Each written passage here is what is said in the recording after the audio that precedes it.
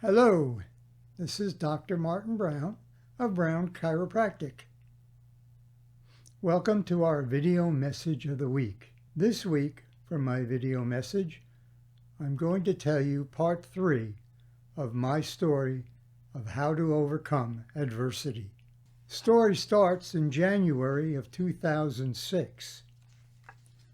My wife Joy and I had attended a seminar in San Diego, California.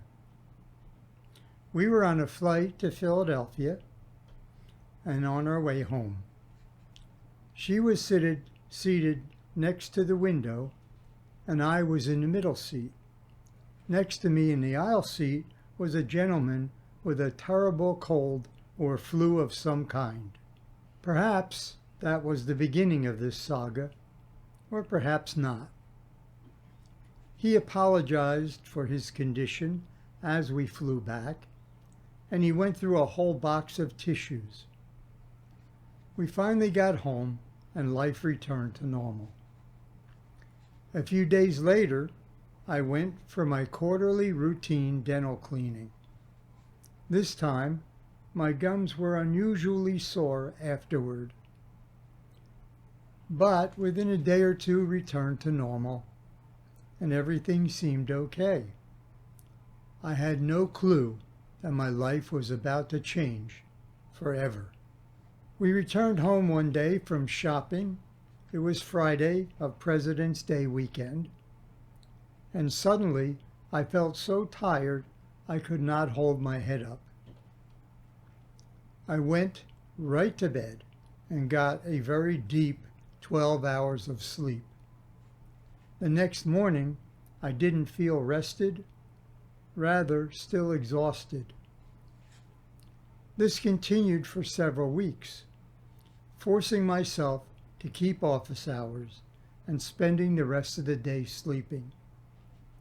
I thought I must have the flu. I had no appetite and began to lose a lot of weight. However, besides the fatigue, there were no other symptoms, no fever, nothing.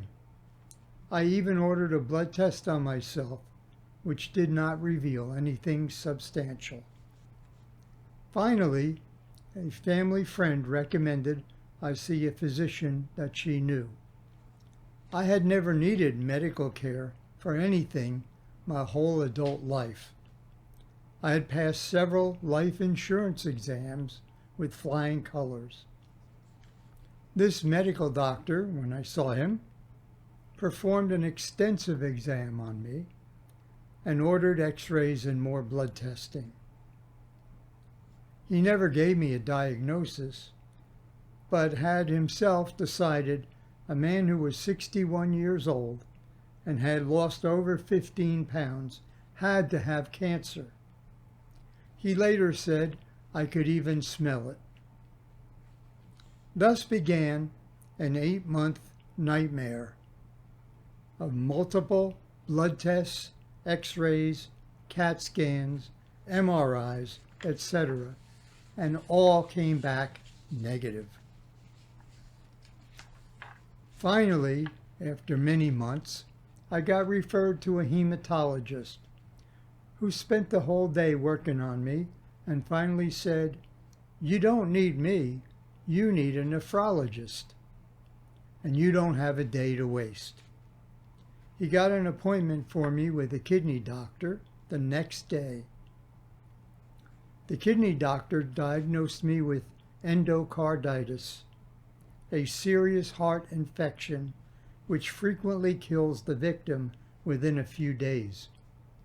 I had had it for 8 months without the usual symptoms.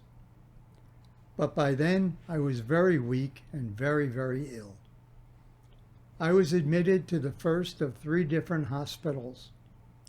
Over the next few weeks, I had blood transfusions, antibiotics, and many other drugs and therapies. I had 3 dialysis treatments and surprised everyone when my kidneys returned to near normal after having a 90% kidney failure.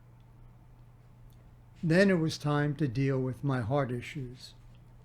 I needed open heart surgery, which resulted in 2 heart valve replacements and a 3rd heart valve repair. During surgery on October 31st, 2006, a piece of vegetation from the infection broke loose and went to my brain, causing a stroke. When I awoke from surgery, I had tubes coming out all over me and discovered that my right arm and leg were paralyzed and that I couldn't talk. So began the long road back. Joy told me that we were going to overcome this, and by January, 2 months later, I was going to be back in my office adjusting patients. This would be quite a feat for a cripple who couldn't even talk. Somehow I believed her, and we got to work. In about 2 weeks, I got my speech back. Joy did passive exercise on my paralyzed arm and leg. And one night I noticed that I was starting to regain control over my limbs. I was sent to rehab, and 2 weeks later, on December 19th, was discharged and able to go home to spend the holidays with my family.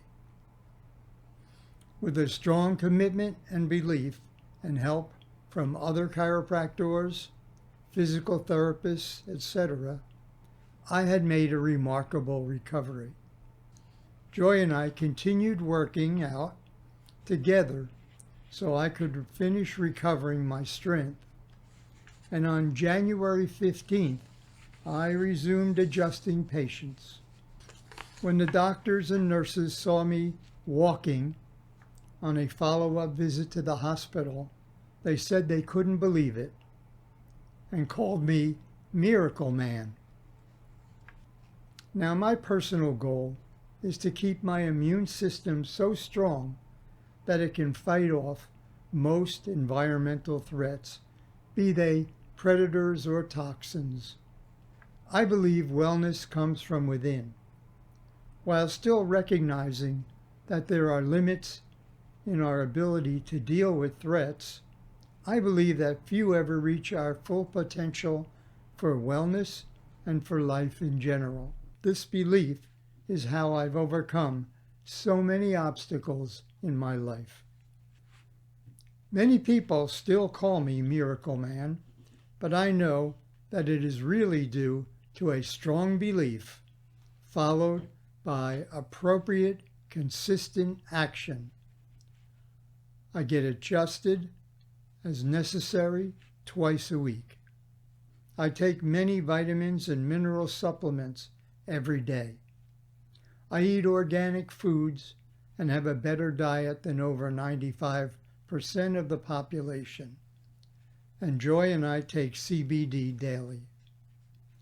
I get more exercise than most men at my age of 76, working in my office nearly every day, gardening, and enjoying other projects. Finally, anything I learn about that fits my philosophy and will strengthen my body and improve my life, I pursue. Thank you for watching, and always feel free to contact our office with any questions or to schedule a no-charge, no-obligation consultation.